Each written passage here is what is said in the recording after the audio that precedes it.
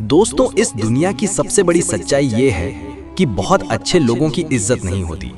आप चाहे कितनी भी भलाई कर लो, कितनी भी मदद कर लो, लेकिन जब आपको जरूरत पड़ती है तो अक्सर वही लोग आपको अकेला छोड़ देते हैं। और दुख की बात यह है कि लोग अच्छाई का फायदा उठाते हैं, लेकिन कभी उसकी कदर नहीं करते।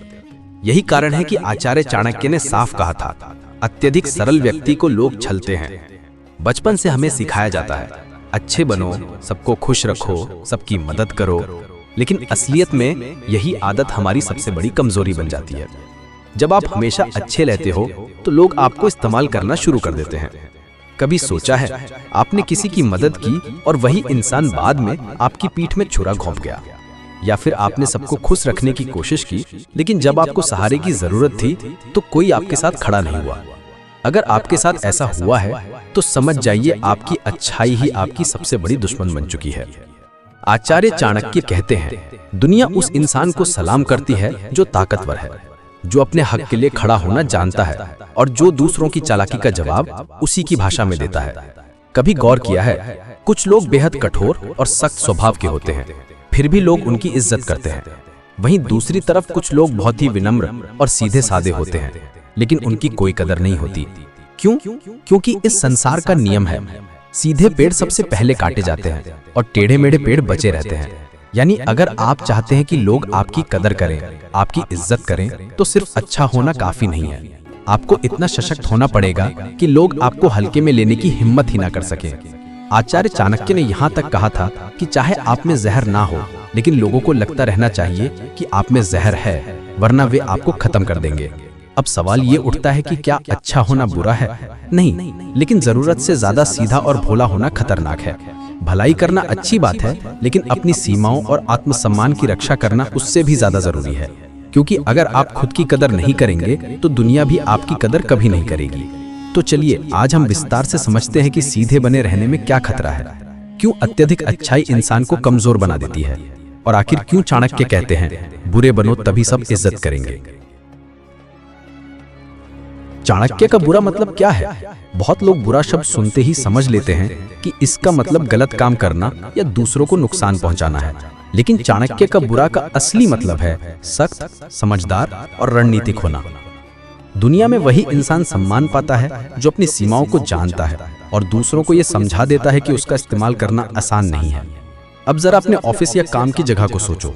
अगर आप हर किसी का बोझ अपने सिर पर उठा रहे हैं, सबका काम कर रहे हैं, तो लोग आपको मेहनती नहीं बल्कि बेवकूफ समझेंगे। क्योंकि जो इंसान हर काम के लिए हाँ कह देता है उसकी कोई वैल्यू नहीं रहती। प्रमोशन हमेशा उसी को मिलता है जो ना कहना जानता है और अपनी असली कीमत दिखाना जानता है। आपके पास सिर्फ एक जिंदगी है। अगर आप इसे लोगों को खुश करने, सबका बोझ उठाने और खुद को कुर्बान करने में बर्बाद कर देंगे तो आखिर में आपके पास पछतावे के सिवा कुछ नहीं बचेगा। सोचना, जब आप बुढ़ापे में अकेले बैठोगे तो क्या आपको सुकून मिलेगा ये सोचकर कि मैं बहुत अच्छा इंसान था? नहीं, क्योंकि उस वक्त आपके बच्चे भूखे हो सकते हैं, आपकी पत्नी परेशान हो सकती है और आपके सपने अधूरे रह सकते हैं।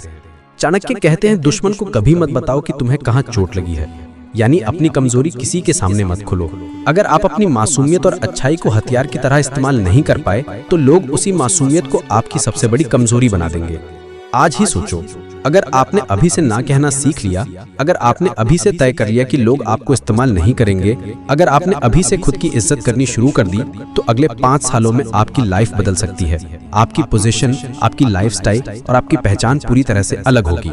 इसलिए भाइयों और बहनों, याद रखो, लोग अच्छे इंसान को याद नहीं रखते, लोग ताकतवर इंसान को याद रखते हैं। अगर आप चाहते हो कि समाज आपको सम्मान दे तो जरूरी है कि आप सख्त बनो, रणनीति अपनाओ और अपनी वैल्यू खुद तय करो। तो पहला कदम यही है, बेहद अच्छा होना बंद करो, थोड़ा बुरा बनो, यानी समझदार, सख्त और रणनीतिक बनो। यही है चाणक्य नीति और यही है आपकी इज्जत और जीत की असली शुरुआत। आइए अब एक गहरी कहानी सुनते हैं जो इस सच को साबित करती है कि दुनिया में सम्मान उसी को मिलता है जो अपनी ताकत दिखाना जानता है। बहुत समय पहले एक घने जंगल में एक महात्मा का आश्रम था। वे अत्यंत शांत, दयालु और अपने ज्ञान के लिए प्रसिद्ध थे। दूर दूर से शिष्य उनके पास शिक्षा लेने आते थे। आश्रम के पास ही एक विशाल और जहरीला सांप रहता था, इतना जहरीला कि उसके विष की एक बूंद ही मौत के लिए काफी थी। जंगल के लोग और आश्रम के शिष्य उससे भयभीत रहते थे और यही डर उसके प्रति सम्मान में बदल जाता था। लेकिन एक दिन महात्मा ने उस सांप को देखा और बोले, वत्स, अनावश्यक रूप से लोगों को डराना और उन्हें हानि पहुंचाना उचित नहीं है। हिंसा कभी समाधान नहीं होती। यदि तुम दूसरों को डसते रहोगे तो अंततः तुम्हारा ही पतन होगा। ये कहकर महात्मा ने उसे श्राप दिया कि आज के बाद यदि उसने किसी को डसा तो उसकी मृत्यु निश्चित होगी। सांप भयभीत हो गया और उसने किसी को नुकसान पहुंचाना बंद कर दिया। धीरे धीरे खबर पूरे गांव और जंगल में फैल गई कि अब ये सांप विषहीन हो गया है। लोग निडर होकर उसके पास जाने लगे। बच्चे उसे छेड़ने लगे, पत्थर फेंकने लगे, उसकी पूंछ पकड़कर घसीटने लगे। पहले जिसे देखकर लोग कांपते थे, अब उसी को खेल खेल में अपमानित किया जाने लगा।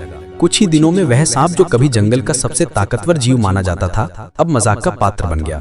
उसका शरीर जख्मी हो गया, उसकी चमक खो गई और उसकी आंखों में आंसू भर आए। मजबूरी में वह जंगल के कोने में छिपकर जीवन बिताने लगा। कई समय बाद जब महात्मा उस रास्ते से गुजरे तो उन्होंने सांप को दयनीय हालत में देखा। महात्मा ने पूछा, वत्स, तुम्हारी ये दशा कैसे हुई? तुम तो जंगल के सबसे खतरनाक जीव थे, फिर ये हालत क्यों? सांप रो पड़ा और बोला, गुरुदेव, आपके श्राप के डर से मैंने किसी को नहीं डसा। अब लोग मुझसे डरना बंद कर चुके हैं। बच्चे मुझे सताते हैं, लोग मुझ पर हंसते हैं, मेरा कोई सम्मान नहीं बचा। क्या दयालु और शांत होने का यही परिणाम है? महात्मा मुस्कुराए और बोले, वत्स, मैंने तुम्हें डसने से मना किया था, पर ये कब कहा था कि तुम फुफकार भी ना भरो? मैंने कभी ये नहीं कहा था कि तुम अपनी शक्ति का प्रदर्शन बंद कर दो। काटना जरूरी नहीं था, लेकिन गर्जना और फुफकारना जरूरी था। अगर तुमने अपनी ताकत का एहसास लोगों को दिलाया होता तो कोई तुम्हें छूने की भी हिम्मत ना करता। याद रखो, संसार में सम्मान उसी का होता है जो अपने आत्मसम्मान की रक्षा करना जानता है। जो खुद की ताकत छुपा लेता है, उसका अस्तित्व ही खतरे में पड़ जाता है। इस कहानी का संदेश बिल्कुल स्पष्ट है। दुनिया अच्छे और भोले को नहीं, बल्कि सशक्त और रणनीतिक को सम्मान देती है। अगर आप सिर्फ अच्छे बने रहोगे और अपनी शक्ति को दबा दोगे तो लोग आपको हल्के मिलेंगे, आपका उपयोग करेंगे और अंत में आपको भुला देंगे। लेकिन यदि आप अपनी ताकत का प्रदर्शन करोगे तो भले ही आप किसी को नुकसान ना पहुंचाओ, लोग आपसे डरेंगे और आपकी इज्जत करेंगे। यही है चाणक्य नीति, बुरे बनो तभी इज्जत मिलेगी। बुरा यानी सख्त, समझदार और रणनीतिक बनो। अपनी ताकत छुपाओ मत, दिखाओ, तभी सब इज्जत करेंगे। दोस्तों, अगर आपको ये वीडियो अच्छा लग रहा है तो इसे लाइक जरूर करें, चैनल को सब्सक्राइब करें और कमेंट में रेड हार्ट लिखना मत भूलें। आपका एक छोटा सा कमेंट हमें बहुत बड़ी मोटिवेशन देता है। दोस्तों, अब मैं आपको एक ऐसी सच्चाई बताने जा रहा हूं जिसे अगर आपने इसे दिल से समझ लिया तो आपकी जिंदगी बदल जाएगी। सच यही है, इस दुनिया में इज्जत अच्छाई से नहीं बल्कि ताकत और डर से मिलती है। अच्छे लोग बेचारे कहकर याद किए जाते हैं, लेकिन सख्त और रणनीतिक लोग इतिहास में अमर हो जाते हैं। आचार्य चाणक्य ने कहा था, जिस मनुष्य से लोग डरते हैं वही असली ताकतवर होता है। ये डर बुराई का नहीं होता, बल्कि आपकी पर्सनैलिटी और ताकत का होता है। सोचकर देखो, आप ऑफिस में सबसे ईमानदार हो, सबसे मेहनती हो, लेकिन फिर भी प्रमोशन किसी और को मिल जाता है। क्यों? क्योंकि आपकी अच्छाई से लोग आपको यूज करते हैं। उन्हें पता है कि आप विरोध नहीं करोगे, आप सब सह लोगे, और जो इंसान सब सहता है उसे दुनिया कभी सम्मान नहीं देती। इसके उलट वही व्यक्ति जो थोड़ा सख्त है, अपनी सीमाएं तय करता है और ना कहना जानता है, लोग उसके पास जाते समय 2 बार सोचते हैं। वे उसकी मौजूदगी से ही सावधान हो जाते हैं, और यही असली इज्जत है। ये बात जंगल के कानून में भी दिखाई देती है। शेर रोज शिकार नहीं करता, लेकिन उसकी एक दहाड़ पूरे जंगल को हिला देती है। उसकी मौजूदगी ही अनुशासन बना देती है। वहीं दूसरी तरफ गीदड़ दिन रात भागते हैं, शिकार खोजते हैं, बचा खुचा खाते हैं, लेकिन उनकी कोई इज्जत नहीं होती। कोई गीदड़ को सम्मान से नहीं देखता, लेकिन शेर भले ही वह छिपा हुआ हो, फिर भी उसकी मौजूदगी लोगों को डराती है, और वही डर उसे सम्मान दिलाता है। जीवन में भी यही फॉर्मूला लागू होता है। जहाँ डर है वहीं अनुशासन है, और जहाँ अनुशासन है वहीं सम्मान है। अगर आप चाहते हैं कि लोग आपका सम्मान करें तो आपको डर पैदा करना सीखना होगा। सोचो, एक पिता अगर बच्चों से बिल्कुल भी सख्ती नहीं करेगा तो बच्चे बिगड़ जाएंगे। वही पिता अगर थोड़ी सख्ती करता है, सीमाएं तय करता है, तो वही बच्चे उम्र भर उसकी इज्जत करते हैं। ऑफिस में भी देख लो, जो बॉस हमेशा कूल बनने की कोशिश करता है, सबको खुश करने की कोशिश करता है, उसकी टीम उसे हल्के में लेती है। लेकिन जो बॉस सख्ती और न्याय का संतुलन बनाए रखता है, उसकी इज्जत सब करते हैं। इतिहास भी इसका गवाह है। जो नेता सिर्फ अच्छे बने रहे, लोगों को खुश करने में लगे रहे, वे भुला दिए गए। लेकिन जो नेता सख्त फैसले लेने से नहीं डरे, जो रणनीतिक थे, जिनकी मौजूदगी से लोग सावधान रहते थे, उनका नाम आज भी लिया जाता है। ये नियम परिवार में भी लागू होता है। जो सदस्य हमेशा सबको खुश करने के में लगा रहता है, वह अक्सर सबसे ज्यादा दुखी रहता है। लेकिन जो अपनी सीमाएं तय करता है और अपने आत्मसम्मान की रक्षा करता है, उसकी बात परिवार का हर सदस्य मानता है। अब सोचो, अगर आप अपनी जिंदगी में कभी शक्ति नहीं दिखाओगे तो लोग आपको खिलौने की तरह इस्तेमाल करेंगे। वे आपको सिर्फ तब याद करेंगे जब उन्हें आपकी जरूरत होगी। जरूरत खत्म, आपकी अहमियत खत्म। क्या यही जिंदगी चाहिए आपको? क्या आप चाहते हो कि लोग आपको सिर्फ अच्छा इंसान कहकर भुला दे, या आप चाहते हो कि जब आपका नाम लिया जाए तो लोग खड़े होकर सम्मान करें? याद रखो, सीमाएं तय करना ही इज्जत की पहली शर्त है। हर किसी को अपनी जिंदगी में ये बताना जरूरी है कि आपकी लिमिट कहाँ है। हर जगह हाँ मत कहो। जब लगे कि लोग आपका इस्तेमाल कर रहे हैं तो साफ साफ ना बोलो। अपनी स्किल्स और पर्सनैलिटी इतनी मजबूत बनाओ कि लोग मजबूरी में भी आपकी इज्जत करें। लेकिन यहाँ एक और राज है, सिर्फ डर से नफरत मिलती है। डर और न्याय का संतुलन ही असली सम्मान दिलाता है। अगर आप केवल डराने लगोगे तो लोग आपसे दूर हो जाएंगे, लेकिन अगर डर के साथ इंसाफ भी होगा तो वही डर सम्मान में बदल जाएगा। चाणक्य कहते थे, कभी अपनी कमजोरी मत दिखाओ। अगर आप बता दोगे कि आपको कहाँ चोट लगी है तो लोग वही वार करेंगे।